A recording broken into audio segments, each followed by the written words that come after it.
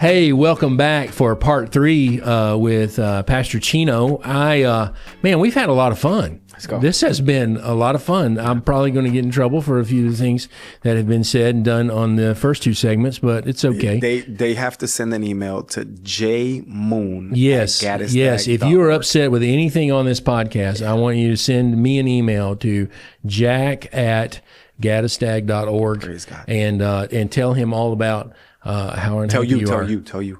Tell me about how unhappy you are about everything that's been going on here. But something you touched on in the last subject, the last segment about being self-aware, that you during COVID, you kind of really leaned into a little bit of that. You were so busy growing and building the church, you didn't really take care of these issues early on. But I want to touch back on that. How important has it been for you to really lean into Cheno and to really become self-aware on some of those issues? Yeah, I think it was a game changer. I think at its purest root, I think it helped me to see God in a correct fashion. I think when we are little, I always say this analogy. My mom told me she was going to take me to Chuck E. Cheese, came home, told me, sorry, we can't go. I get upset. Please, Mom, you have to. Bargaining. I can't next week. Next week she comes and it's like, hey, are we going? No, we're not going to go. I'm sorry. I don't have the money. No, I don't. Just take me. I just want to walk. I don't even need to play the games. I just walk around. I just want to see people playing. No, we're not doing that. Third time comes around. I'm going to take you. Maybe not. She comes back and she tells me, no, I'm not taking you. At that moment, what I did is that I created this wall. And I said, I don't want to feel this regret or this abandonment. I don't want to feel this rejection. And so I build the wall. And that wall, literally, all it does is just keeps getting taller and taller and thicker and thicker as life goes on, because I don't want to feel this pain. And so I think in church life, we don't talk enough about it, but we just kind of hide stuff. We pray stuff away. And it's like, no, you got to process through that. If you pray more, I mean, come on, if you just pray more, put it under the blood of Jesus. Absolutely. And we do. And that's true to an extent, but you've got to unpack it. And if you don't, here's what happens. What I started to notice was that even my prayer, right, to pray more, my prayers were literally under the filters of those things. So now I'm coming to God as if God is looking at me, and I'm not a fully loved believer of Jesus. I'm not a fully loved son. I'm thinking now he has to judge me. I'm waiting for something. So God, while I'm sorry, I messed up again. I know that you don't want to hear from me, and I apologize. My prayer literally has been tainted because of my past experiences. Wow. As I've broken, and I'm not perfect, man. One day past the life sentence, the day that we let go of our last breath, we'll be fully perfect at that day. But in the process, we're learning, we're growing. And in that though, what I've learned is that I'm trying to mine stuff out that I approach God with. God is this entity that loves me. He can't do nothing but love. He is love, right? And so he's like the friend that you have a friend and you're always texting with, and you send memes to, and you send Instagram private videos that if they seen them, we both lose our jobs, and we send all these videos and stuff. But then if something happens, there's an issue in the relationship, there's an awkwardness. It's like, well, I'm not sending you anything today. I'm mad, or you didn't answer me, or you didn't respond. I'm not sending it to you. But then there's a reconciliation. There's a conversation that happens afterwards. Like, yo, my bad. It's whatever. And then I get another video. I'm like, I feel joy because I'm going to send this video to them. That feeling of the joy of the reconciliation, God only lives there. He doesn't know how to live in this place where he looks at you and says, I hate you. I'm mad at you. He can't, because I would never look at my children like that. I know that they're kids. I'm like, yo, from beginning to end, I love you. There's nothing you could do. Do I get upset at you? I probably do. But I will never stop. Even when you mess up so bad, my kids, even when they mess up so bad, I punish them. Go to your room. You don't have no phone, everything. But then on the other side of it, I'm like, maybe I shouldn't punish them. Yeah. Maybe I should let them out. Maybe I should watch them. And imagine that is a pale comparison of who God is, who lives in that love. And so when we fully understand God's love for us, and that, I'm not my mistakes. And I know we preach that so easily, but Pastor, we live in that space. I didn't read my Bible enough. I didn't pray enough. I should have called this person. That happened because of me. I should have been at the hospital. I should have done this. And we carry the weight of all these people. All that self-condemning language. We're striking all these things that constantly we're carrying, that if we don't ever unpack these things, and I will say it like this, just to answer your question. We live very devotional lives. We read our Bible. We pray. We worship. There is a season of intimacy where I think as pastors in my life, this is what God's doing in my life. I think I'm shifting from just praying, reading, and worshiping. I do that consistently. That is my life. But I don't do that for God's approval. I do that from God's approval. I don't do it for his love. I do it from his love. I do this because I want to get to know him, not because I need him to do something for me. But then there's this other side of it, man, where it's fasting, not on January 1st or the 21 days or in August. It's weekly fasting. It's just sacrificing, but watching, spending through the night. Remember the watch nights? Yes. I feel like we've gotten so far away from those. And some of the pastors on here probably still doing it. But when's the last time you personally did it? Where it's 4 o'clock in the morning, I'm in my living room and I'm crying out. God is showing me things that I've never seen. Yeah. It's 6 o'clock in the morning, 7 o'clock, and it's just, and then retreats. We started a ministry because we knew that this, after the pandemic, this was one of the biggest things that pastors were struggling with, was just getting away, turning your phone off, and spending 3 days in the mountain with God. Boy, that's hard. And we ended up raising money. We got an RV. Any pastor that's listening here, John, they could reach out to you and they can let us know and we'll set them up, Red Top Mountain, and they spend 3 days. And I can't tell you the amount of pastors that have come back and said, I can't tell you the amount of words, the intimacy that I had with Jesus, because I put my phone away. I put the calendar away. I stopped thinking church and I just spent time with my Father.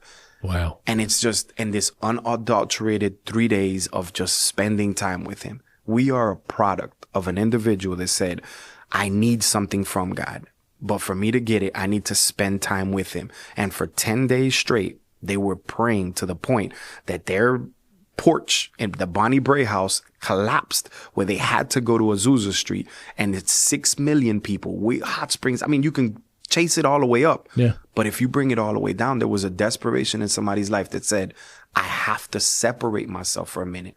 And I have to be alone with God for an extended time. And we don't do that, man. The pace of life right now. We don't. And COVID slowed it down a little bit. But I think we were trying to figure out, how do we get busy? How do we get busy? We got busy trying to get busy instead of just. Oh, yeah. You're spot on. And I think that intimacy comes out of, well, let me say this. One thing I feel like that we do well in ministry is we do well in ministry activities. That's good. We do, we have events and we have services and we have all these other things. When I feel that Jesus really wants us to spend intimate time with him and commune with him, because it's about Jesus. We do ministry because we love people and we want them to know the Jesus that we know. But what about when you talk about, we do our prayer time, we do all our other devotion time out of who we are, not because we want something from him. But what about communing with him and just knowing Jesus and talking about Jesus and spending time with Jesus in prayer and in, like you said, in fasting and in these dedicated moments when we're busy doing, and we're terrible at this in the Pentecostal church because we feel like we've got to do a lot of things in order to please God, which we please God with our lives, but it's not how much we do. We please God with our lives by who we are and what we love. And it's about Jesus.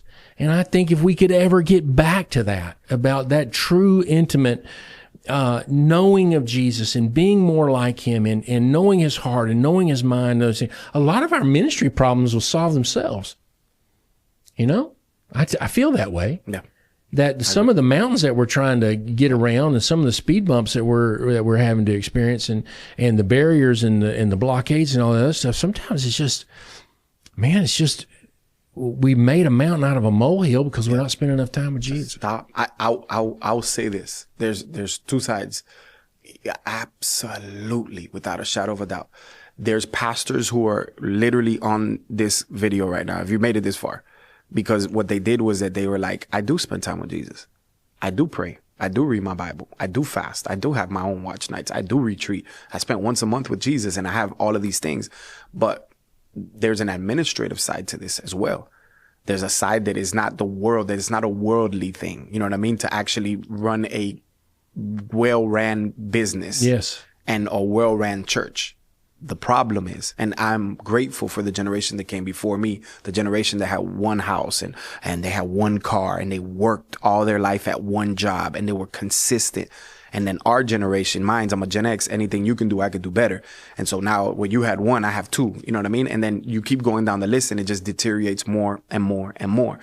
But at the end of the day, I think that there is one side of this coin that is, I need intimacy with God, and I need to be in love with him because of who he is, not because of what he's done for me.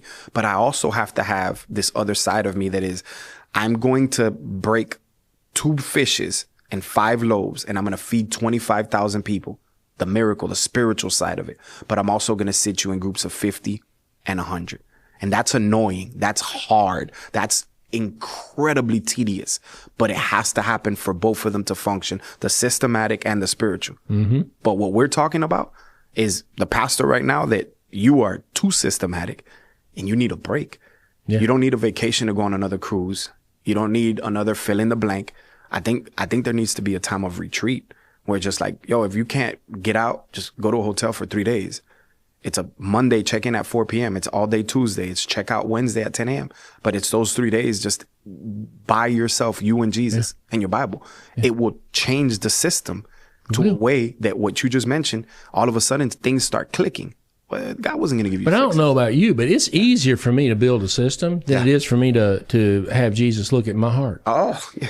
You know, especially if you're a mechanical thinker, and you just mentioned Gen X. I'm Gen X to the core, man. Yeah. Listen, we're going to get this done. We're going to get it done. Absolutely. We're going to punch the devil in his throat, and we're going to have a system in order to do it. Yeah. That's great. You have to have those things. Huge. So it's not either or. It's both things. You got to have those. But to me, those things are easier than it is to spend 3 days in a hotel having Jesus look at the deepest areas of your life and your soul and begin to speak to you on those things. Because that's hard. Wait a minute. You're going to uncover what happened to me as a child, the horrible things that my parents said to me growing up that I've allowed to put in my heart. They're in my heart, but they've got calluses over them, so nobody can see them.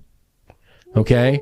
But I carry those wounds very deeply. And what you mentioned earlier about how you filter everything through that. Oh, yeah. You filter everything through your wounds. You filter everything through it, man. I got news for you. Not everybody's out to get you. No. But if you've been hurt, everybody's out to get you. Man, I'm processing in one of my soul care trips is what I call it. And I'm processing and I'm going through unforgiveness. And just like you said, it's like the mahara, which is the sword of the spirit, which is a small knife. It's used for surgery. Me, if I had to do surgery, I'd cut myself a little bit. God just goes, yes. He's like, I have to make you well. Bro, I'm in the middle of forgiveness and I'm trying to like process through some stuff and I'm like crying before the Lord. And I'm in an Airbnb up in LJ. And all of a sudden, and I look, but when I look in the porch, it's a black bear. I run to the kitchen and I grab a butter knife. I literally have a picture of me with a butter knife at the window, standing there, looking as big as you stopped to take a picture of you with a black bear on the porch? Yes. I'm holding the knife just to show myself if I die. Here's the deal. He would have came in. One of us was going to get hurt and one of us was going to die. Who it was, I don't know, but I'm stabbing him a couple of times. Man, you're pretty tough. In the middle of like crying out to God, like, I'm sorry. So what you're saying is the bear might win, but he's not going to be happy about it. He's not going to be happy about it. All right. He's not going to be happy about it. That's funny. But yeah, I think we need those spaces, man. If we can slow down. I asked God, why can't I hear you? And God responded to me, shut up. I don't know if it was my own thinking or if it was just me. I don't know if it was the audible voice of God or me making it up or the peanut butter sandwich I had in the afternoon. But I heard God say, shut up. But I also heard God, I'm standing on Azusa Street and I'm looking at the building and I'm looking inside the window. Obviously, it's been changed 35 different times. But I'm looking inside the window and I say, God, why can't this happen now? Like right now. And God said this word to me. He said, uninterrupted. That's all he said. And that word, I know that one was God. And from that moment, it's just been, I've been just trying to find these uninterrupted moments to spend with Jesus. So where am I at right now at the church? Man, God has been beautiful to us. I mean, the church has grown. Last year, we gave 100,000 pounds of food, 13,000 people we've served with partnerships with Walmart. We are now over almost 150,000. We just gave 300 turkeys and 300. We get tons of gifts right now that we have from, what's that place called? Toys for Tots that we're about to wrap and give to kids. All of that stuff is great. But I've noticed in the past, all of those things came at the cost of my 5 a.m.s. Ooh. All of those things came at the cost of my just going to bed without having 35 notes on my phone or figuring out the next sermon, the next staff meeting talk, the next conversation that I have, the next podcast, just to be able to stop and now have a rhythm of it. where it's like, oh, I gotta fight for the spiritual side. Wow. The system, it'll come. Yeah. I'm easy. That's easy for me. But the spiritual side, yeah. You right now, John, on the other side of this wall, they told you there's a fire out there. People are burning. They're in hell. I'm going to give you a water pistol. You're going to go out there. It's going to burn. It's going to hurt a little bit. But you're going to go outside of these walls and you're going to grab one person and bring them back in here. Philip's going to take care of them. You're going to start grabbing them and you're going to start bringing them in here. It's going to hurt. It's going to burn. But get them out of hell and bring them in here. You would literally do that. That's so much easier than getting up at 5 a.m. and praying. Of course it is. Give me the fire. Let me kill the devil. Let me fight the bear with a butter knife. Yeah. yeah. I got to show you that picture. Yeah. But true story. Yeah. It is. Yeah. It is. But the payoff, because you just mentioned about all the things you got going on. You were just elected to the Planning and Zoning Commission, right? Yeah. I'm actually on next Thursday. We do another ceremony for our re-election, and so I'm up for re-election now. So and, you've got incredible inroads in the community. God's opening doors. It's not about what you're doing. No. It's about who you're becoming. Yes, sir. And in those 5 a.m. prayer times and in allowing God to really search your heart and to get the old Cheno out of the way and allowing Jesus in there. That's what you're saying, because you got an incredible amount of success. For us sitting on the outside looking at what Greater Church is doing, we're like, man, that guy is blowing and going. I'm telling you, he is rocking it over there. Yeah. What you're saying is, I'm not rocking. No. Jesus is doing it all. Look at my background. Yeah. Like I don't have felony. I have felonies. You know what I mean? Like, yeah. I should be nowhere near any of these things. But Jesus. But Jesus, man. But Jesus. Like, come on, right? If it wasn't for him, I'd be an idiot. I'm still an idiot, but I'm just a saved idiot. You know what I mean? Yeah. Like, it's different, man. Yeah. I love it. Yeah. Pastor, I hope you've enjoyed this time with Cheno. And we're going to put up some contact information for him as well. You ever want to reach out to him, I know he'll make time for you just to talk, to serve as an to elder. you. Yep. Yeah, and he's an incredible resource for you as you seek to make those inroads in your community. I've had a lot of fun with you, man. And I know we're colleagues, but we're also friends. And it is fun to be around you and just rejoice in everything that God's doing in you, but also what he's doing through you there. And God is going to continue to do incredible work there. We'll catch you in the next episode. You guys have a great day.